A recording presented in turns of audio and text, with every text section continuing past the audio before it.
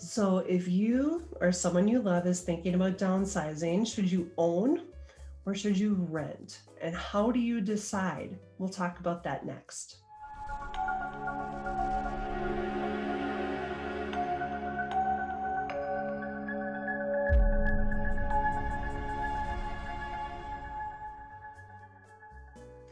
Hi, it's Lisa Dunn with Remax Results and the Change Agents Group. I have the honor and privilege, question mark, of helping my own parents walk through this process of downsizing.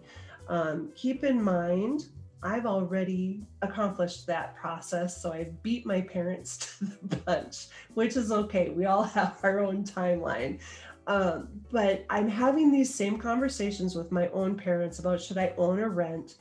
And I want to just share some of the kind of goalposts that I've used to help my parents walk through that decision making, as well as my own clients. And hopefully these will be tips that will be helpful to you. If you have gone through this process or talked with someone in your own life about downsizing, and you've had these same conversations, should we own or should we rent?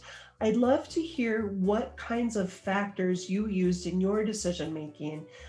Please feel free to comment below. Everybody's process is a little different, but in general, these guidelines should hold true for most people. So the first factor or the first misconception I want to lay out for you is the misconception that at some point you are too old to purchase real estate.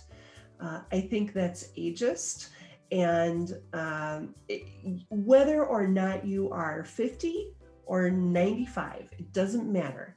If you are downsizing and if it's time for you to make a move, if ownership is important to you, it fits your lifestyle needs, it fits your financial goals, then go for it.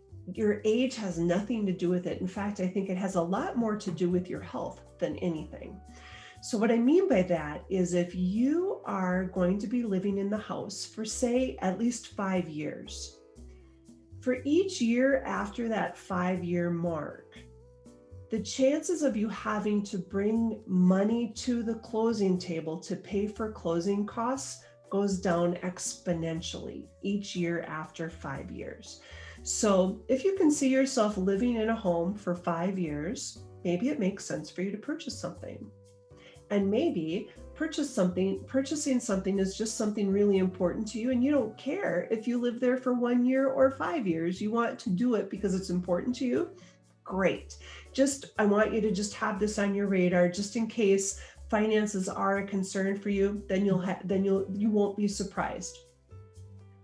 So that's the first thing is your health has a lot more to do with whether you should own or rent than any other factor, I think. Secondly, is your lifestyle. Do you want to do maintenance?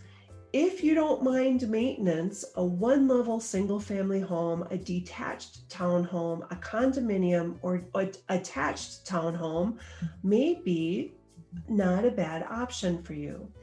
And that was kind of in the order of maintenance required for each of those options. A single-family home will have the most amount of maintenance required, whereas something like a cooperative has the least amount. And then right behind a cooperative would be rentals. So how much maintenance do you want to take on? If you are purchasing a condo, a townhome, a detached townhome, or even a cooperative, the association will outline your responsibility as a homeowner and what you need to do for your maintenance. Keep in mind, not every association will take care of windows. Will take care of the deck. Will even take care of the driveway. If you've got a top coat driveway that needs to be sealed, or the apron to your garage, maybe the concrete has lifted or settled and it needs to be jacked up or replaced. Keep in mind that every association is different. So if your goal is the least amount of maintenance, buying into an association where you've got some extra things to take care of is something for you to consider. Okay, so we've got health, lifestyle. The third guideline for whether it makes sense for you to own or rent is really your finances. Because if you purchase something, you're going to be taking out the equity of your current home and plunking it into a new home. And that means that that money won't be in any other kind of investment vehicle, making interest and working for you. And it won't be as liquid either. So if you're wanting to purchase something, and if you're retired, it'd be a really, really good idea for you to talk to your financial planner about what makes the most sense for you. Depending on your goals, your situation, your assets, your health, and what you want your lifestyle to look like and how you want to manage your money, purchasing, taking out a mortgage, a forward mortgage, taking out a reverse mortgage, purchasing with cash, any of those options are available to you. You just want to make sure that you're thoughtful about how you do it and that it makes sense with what your other goals are with your finances. So finances will likely drive your options for owning or renting. Another consideration right after finances are the market conditions. And I don't mean just the general real estate market, I also mean the senior housing market. So if you are wanting to purchase a 55 plus one level townhome in a particular part of the Twin Cities, let's say you live in South Minneapolis and you really want to stay in South Minneapolis, but your goal is to purchase something and really minimize the amount of maintenance you have to do. Well, unfortunately, there are not a lot of one-level townhomes available in South Minneapolis. And so at that point, we need to have a conversation about, do you want to do a single family home and make it a one level and maybe hire out more of the maintenance tasks? Do you want to consider something like multifamily housing, like a condominium? Because there we can get you ownership, we can get you one level, we can't get you in a townhome. So the market conditions will certainly drive some of these decisions based on the availability of what's out there, how affordable it is, and if it fits within your financial goals, and the availability and the timing. Because if what you're wanting is a rental townhome, those wait lists tend to be a little bit longer. So renting seems to be a pretty good option for somebody if they have some kind of chronic health conditions or their health is deteriorating. Renting is a really great option because it means that you have available to you some of the best senior housing communities in the country right here in the Twin Cities.